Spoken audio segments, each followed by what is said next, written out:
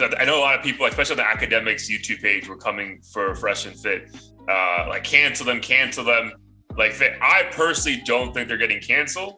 To all the points we just made. So yeah, like what do you think the future is for them? Like, are they going to be negatively impacted by this at all? Because personally, I just feel like if anything, this just like made their voice that much louder with their own core audience.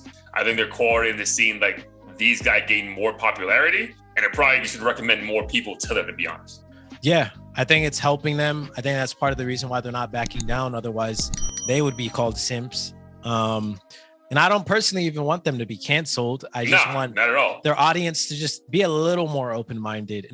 It doesn't mean you have to fucking start buying bitches flowers for no reason and shit. Just be a little more open-minded. You're allowed to challenge your heroes without fucking insulting them or other people. That's all I think we're trying to say. And if you can't do that, then something's actually wrong with you. Maybe you aren't an alpha male. Maybe you're a sheep. Yeah, and I think like I just encourage people to be a little more open-minded. But at the end of the day, I'm not a fan of cancel culture, especially because it's not like anyone, I would hope not, is dying behind this shit. So. Yeah. Dude, I think there's two people sharing their opinion, as we are, as other platforms are. And if you want to, like to the point, if you want to listen. If you don't. But you would just hope. I think someone said this in the comments or something. But like at the end of the day, you would hope the people listening take it for what it is and then aren't out in the actual world where real shit happens, right? Not just on these fucking hour clips, and aren't out in the world like trying to really hurt people's mentally, bro. Because like from at least the examples they gave and on different things of their content, like fam, if you say that shit to a woman or treat a woman like that or go into a relationship that way, bro, you're mentally fucking with her. Like bad, bro. So like that's the consequence, I think, for some of these things. So I would just hope, like, yeah, dude, good for them. They have a massive platform, making a ton of money. But I would just say, like, everything, bro, it's not a blanket statement. Like there's parts of it, like a buffet you can take and say, all right, cool, I'm good with this. You know what? I'm not cool with that. Because at the end of the day, like if you just take this all in, there is going to be an army of men just out there ready to fucking, for their own personal benefit of getting the box, ready to really fuck up a women's psyche. And dude, that could have consequences that dude will never maybe recover from, which sounds crazy, bro.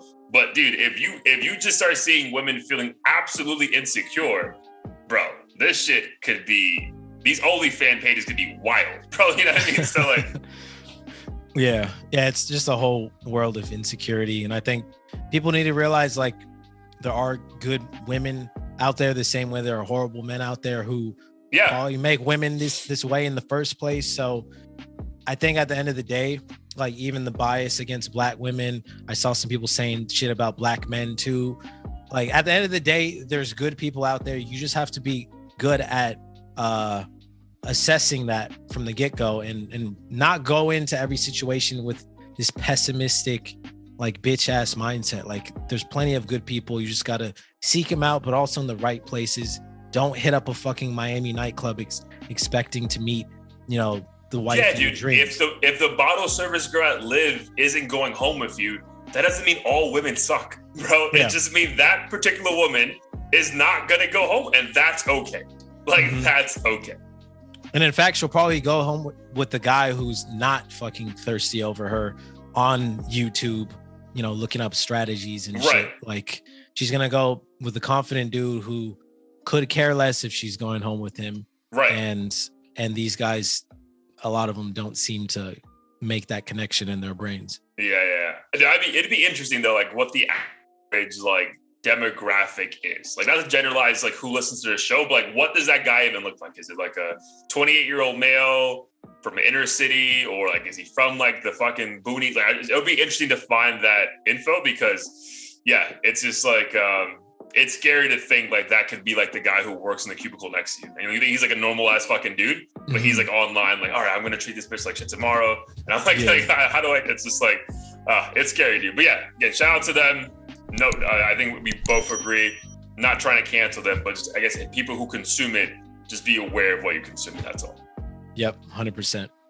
Awesome, bro. I mean, that was a pretty long, lengthy topic, so I'm a fan of that. So a couple other things. Man, I don't want to go from simping to this. We'll maybe get back to this topic. So